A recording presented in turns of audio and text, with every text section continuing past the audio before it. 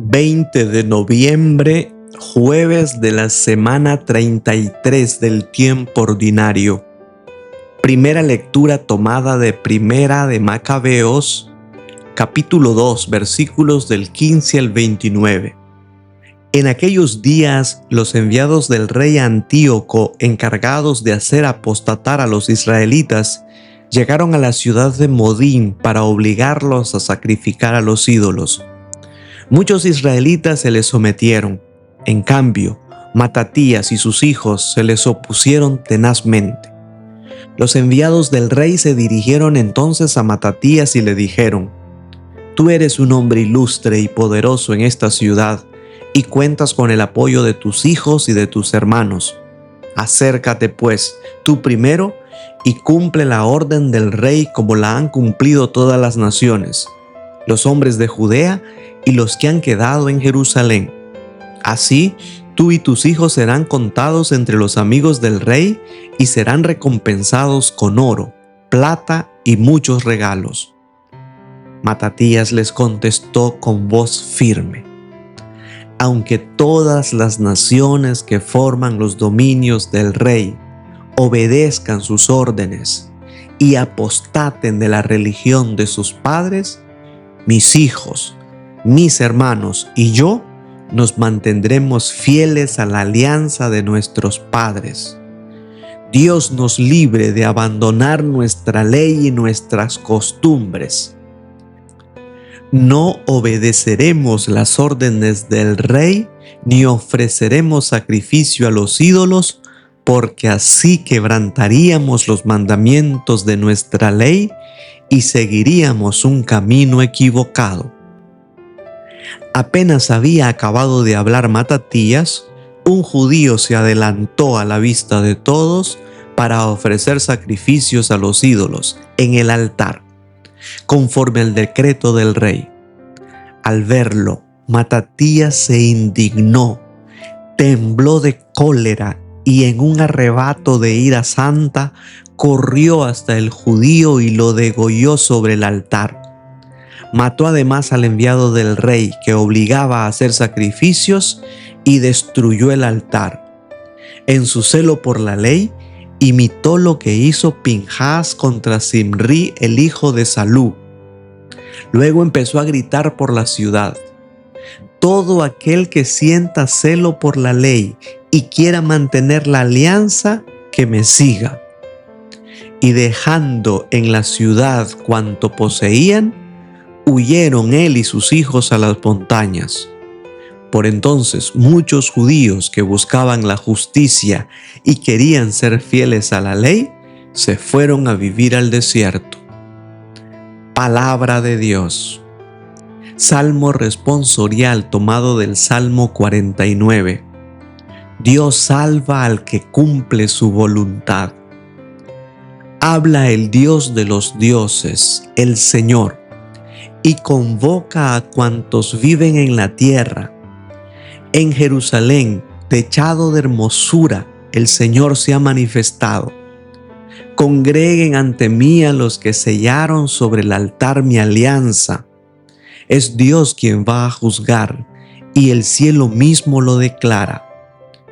Mejor ofrece a Dios tu gratitud y cumple tus promesas al Altísimo, pues yo te libraré cuando me invoques y tú me darás gloria agradecido. Del Evangelio según San Lucas, capítulo 19, versículos del 41 al 44. En aquel tiempo, cuando Jesús estuvo cerca de Jerusalén y contempló la ciudad, lloró por ella y exclamó: «Si en este día comprendieras tú lo que puede conducirte a la paz, pero eso está oculto a tus ojos. Ya vendrán días en que tus enemigos te rodearán de trincheras, te sitiarán y te atacarán por todas partes y te arrasarán. Matarán a todos tus habitantes y no dejarán en ti piedra sobre piedra, porque no aprovechaste la oportunidad que Dios te daba». Palabra del Señor. Reflexión. Pasamos ahora al primer libro de los Macabeos. Hemos dicho que son dos versiones diferentes que recogen hechos incluso diferentes. No son dos tomos de una misma obra y por eso no importa si se ha leído primero el segundo libro y ahora pasamos al primero. La persecución religiosa estaba cobrando muchas vidas y la mayoría prefería apostatar de su fe para salvar sus posiciones, sus bienes materiales y su vida. Ahora la oferta tentadora viene sobre Matatías, un sacerdote de Modín. En la proposición se nota que la lucha no es solo por el poder político del rey para imponer un sistema, sino que hay una tentación religiosa, un mecanismo de corrupción que es sustituir la fidelidad a Dios por prestigio, dinero y poder. Matatías responde solemnemente: aunque todos los pueblos obedezcan al rey, yo y mis hijos y mis hermanos seguiremos la alianza de nuestros padres. La desobediencia no es por motivos políticos, sino porque es contraria a su fe.